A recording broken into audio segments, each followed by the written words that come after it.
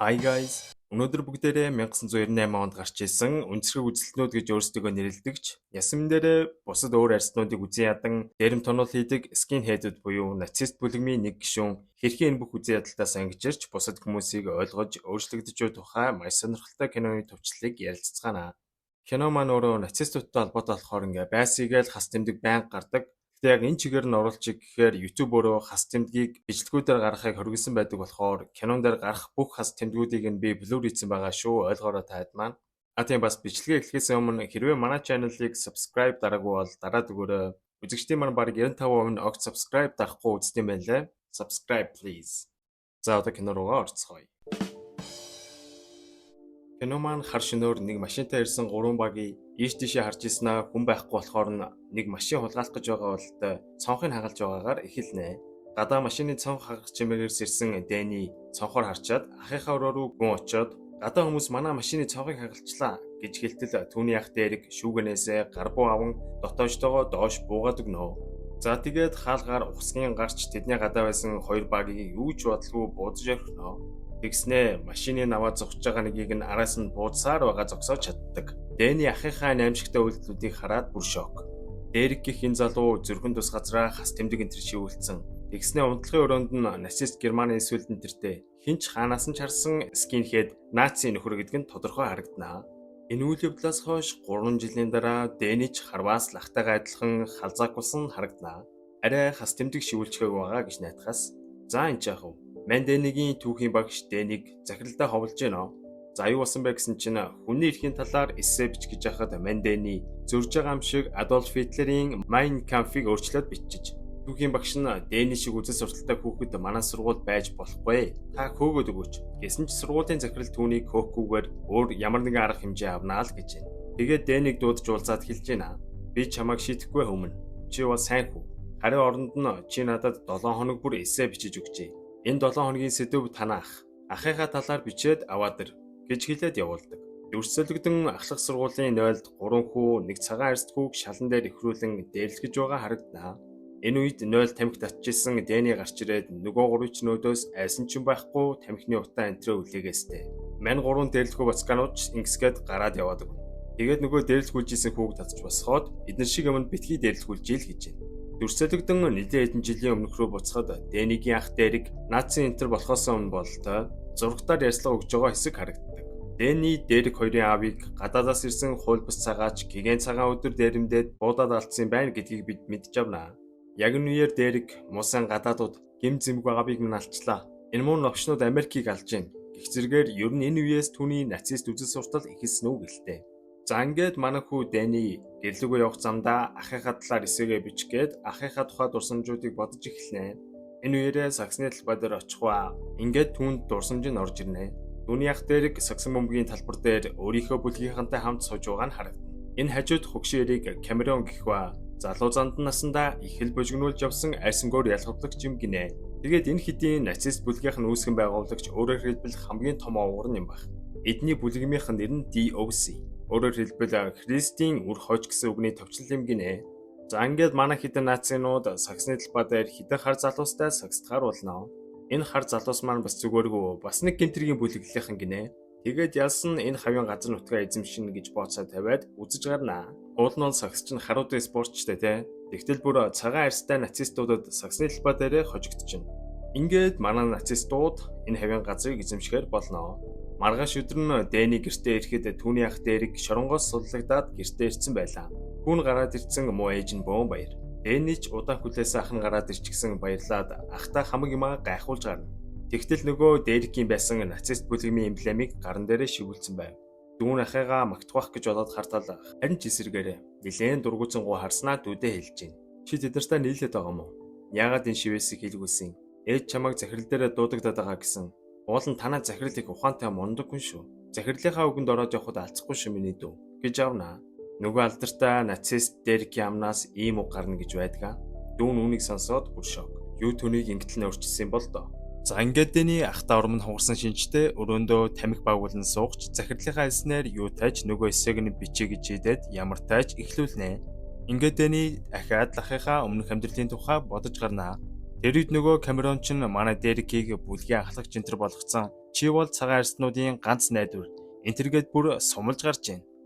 Мань дээрх жахвтай бас өөртөө адилхан баахан халзан нацистуудаа цуглуулж агаад өөрсдийнхөө үзэл санаа дээрэм тонуулыг цагаан арснуудыг аврахын төлөө хийж байгаа шударга ёс. Гэх зэрэгээр өмгөөлөн лекц уншиж байгаа харагдана. Эдний бүлгэмийнхэн бүгд л Дерекийг хүндэлж түүний үгийг сонсдох нь илт. Америкт байгаа энэ болон гадныхан бидний гэр бүл ажил төрлийг бүгдийг дээрэмдсэн.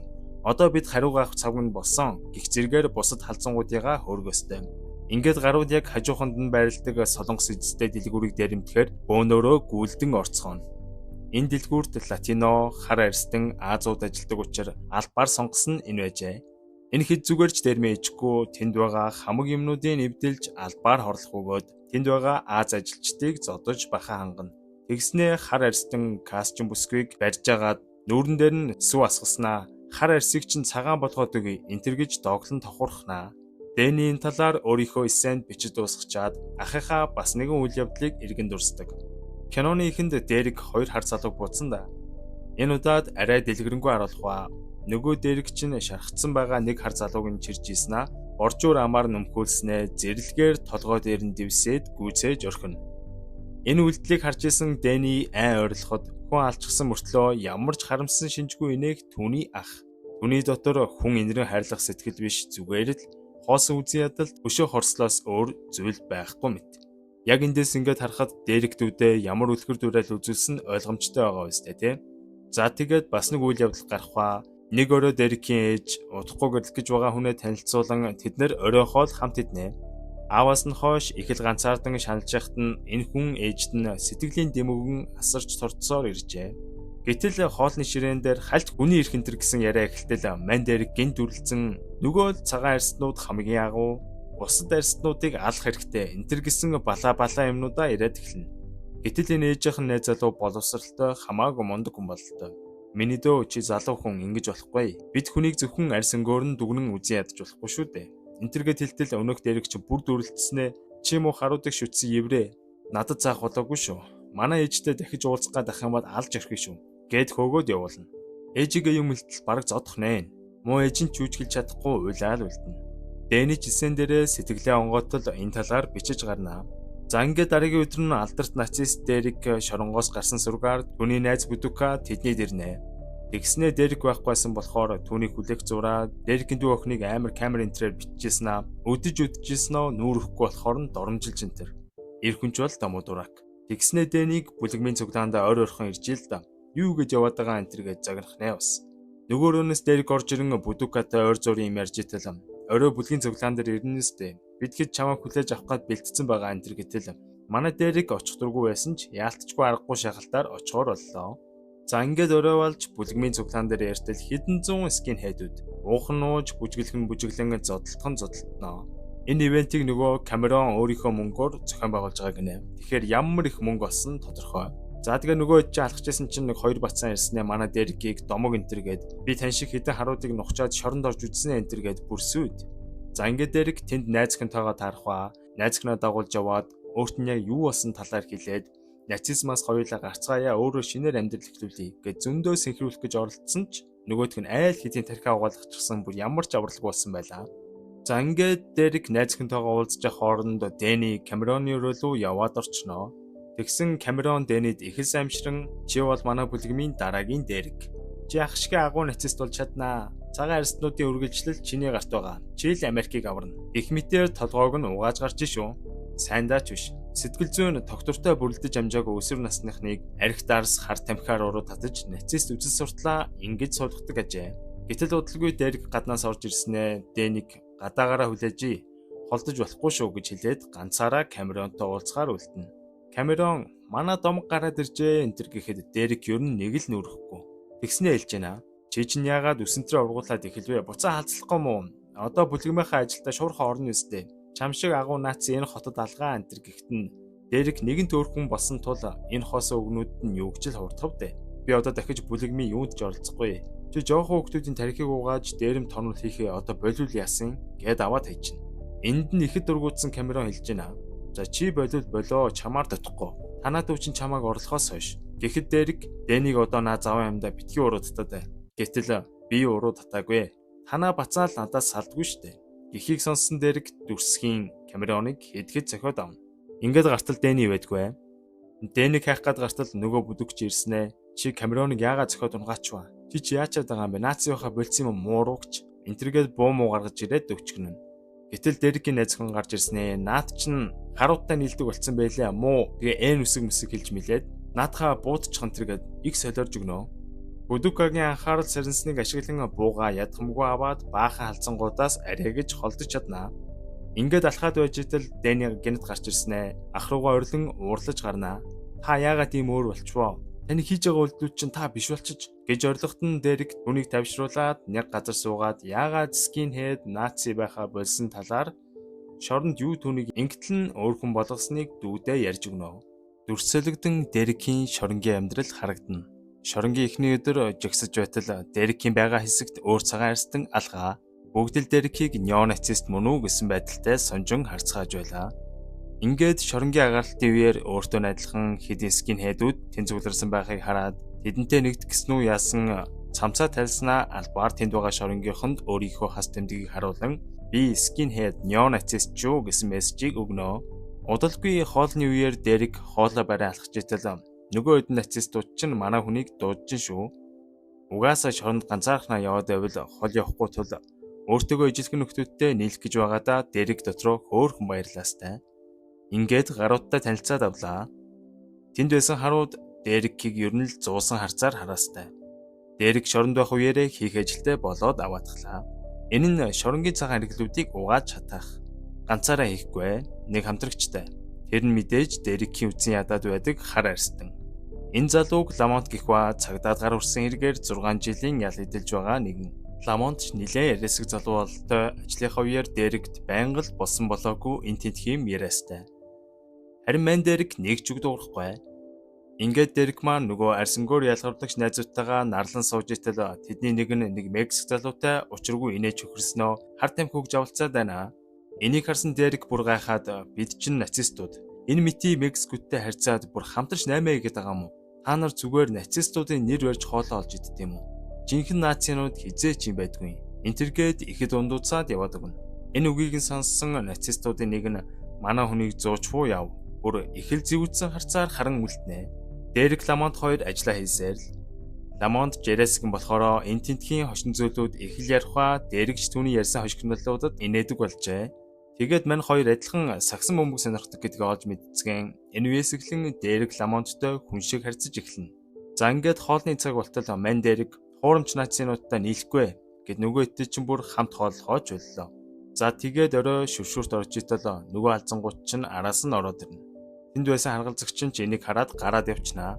Бодвол энэ халзангуудтай л тохироовз. Нөгөө хэд чинь бөөнөрөө Дэрикийг зодж ирсэн. Манай хүнийг нөгөө 100-аад байсан баачгач үрж ирснэ. Хүчээр арын цонхыг нь хагалж орхино. Нэг тал энтергээд явж исэн гарууд нь өөрийг нь ингэсэнд итгэж чадахгүй Дэрик цус туслуулсаар шалан дээр үлдэнэ. Түүний энэ хэцүү үедэд нөгөө л үзэн ядаад байдаг хар арстан болох Ламонт л хар чандан сэтгэлийн дэм өгч байлаа. Бас нөгөө Дэнигийн сургуулийн захирал байсан штэ. Тэр Дэрикийн ангийн багш байсан юм байлээ. Тэгээд Дэрик дээр ирж уулзсан түүнд айгүйх ном энтер өгдөг байсан юм байна. Дэрик биеийн гайгүй болсны дараа бусдаас ер нь л өөрийгөө тусгаарлан багшийнхаа өгсөн номнуудыг уншин олон зүйл эргцүүлэн бодож эхэлнэ. Ингээд удалгүй Дэрикийн судлагдах цаг болж Ламонтод хандан надад тусалж ирсэнд маш их баярлалаа найз минь. Чамайг гараад ирэхээр сайхан сууж буу халъя гэж салхаас игээд манай хүн гэрийн зүг явнаа. Ингээд өөрт нь болсон үйл явдлуудыг хэлэн миний дүү одоо наад зүйлүүдээ болоо. Ахтайгаа гэрийнхэндээ туслаад хичээл номоо сайн хийгээд сайн хүн болох хэрэгтэй. Антэр гэхэд дүүн ч бас хаа очиж ахыгаа хөндлөдөг болохоор шууд л түүний хэлснийг хүлээж авч ин шүү. Манай хоёр гэртээ харин Дэнигийн өрөөгөөр дүүрэн байгаа нацистуудын туг энтергээд бүх нацизмын үзэл санаа агуулсан зүйлүүдийг гаргаа хаях нь эдний гэр бүл энэ муухай нацизм гих гайтай зүйлээс одоо л нэг бүрэн ангижиж байгаа юу гэлтэй санагдана. За ингээд маргааш нь ах トゥ хоёр цэмбиж аваад Дэнигийн сургууль руу хамтдаа явцгаана. Дэрик Дэнийг оруулж өгөхийнхөө өмнө одооноос хоёулаа шинэ хүн болсон болохоор бусдад хүндэтгэлтэй хандаж зөвөр амьдрцгаая гэж хэлээд дүүгээ сургууль руу оруулнаа. Дэни захиралдаа өгөх нөгөө хэсэгээ бүрэн дуусгажээ. Тэгээ захирлынхаа өрөөл орох замдаа 0 ороод би засч итэл нөгөө киноны ихэнд Дэрик талуулдаг залуу штэ. Тэрний дүүн болох нөгөө эртэд хүүхэд дээрлэгчсэн залуу буутай гарч ирснэ. Дэнийг хэд хэдэн удаа буудан хөнөөж орхино. Бууны чимээ сонсон Дэрик Дэнигийн сургууль руу хумгүй гүн орж ирэхэд харамсалтай Дэнни хэдийн амьсгал хураажээ. Хөөхий дүүгээ тэрэн уулахаас өөр юу ч хийж чадахгүй байгаа нь харамсалтай. Дэннигийн эсэний хамгийн төгсгөлд нь үзэн ядалт бол зүгээр л хог. Үзэн ядалтайж амьдрахад амьдрал хэтэрхий богино. Тийм болохоор дэмий зүйл битгий цагаа өр гэж бичсэн байдаг. За тэгээд энэ кино бол угаасаа бүх цагийн хамгийн шилдэг кинонуудын нэгт яалтчгүй ордог. Тэгээ би ч гэсэн өөрөө хэд удаа үзчихсэн маш гоё кино болсон санагддаг. Тэгээ ер нь бол одоо хүртэл иймэрхүү нацизм, скинхедүүд бол дэлхийн улс болгонд байгаа. Манай Монголд хүртэл айгүй олон жилийн өмнө айгүй олоолаа байсан те эднэр одоо бол арай илүү багассан байгаа. Тэгээд иймэрхүү экстремистүүд зөвхөн эх оронч байдал шудраг ёс гэсэн нэрийн доор зүгээр л иймэрхүү танхаарал, зодон, цохион, хүмүүсийг буруу зүйл дуруу татсан эсвэл иймэрхүү рекетэж бусдыг дээрэмдэг мөнгө болж явдаг зүгээр л гэмт хэрэгтнүүд байдаг. Тэгэхээр залуусаа иймэрхүү буруу зүйлд автахгүйгээр бие биедээ хүндэтгэлтэй хандаад хин нэгнийг гадаад үзмжээр нь дүнхгүй байцгаая гэж нэг удаа уриалмаар байна. За ингээд энэ хүртэл үзсэн та бүхэндээ маш их баярлалаа. Бас subscribe дарахаа мартваа. Дараагийн хүмүүс нь.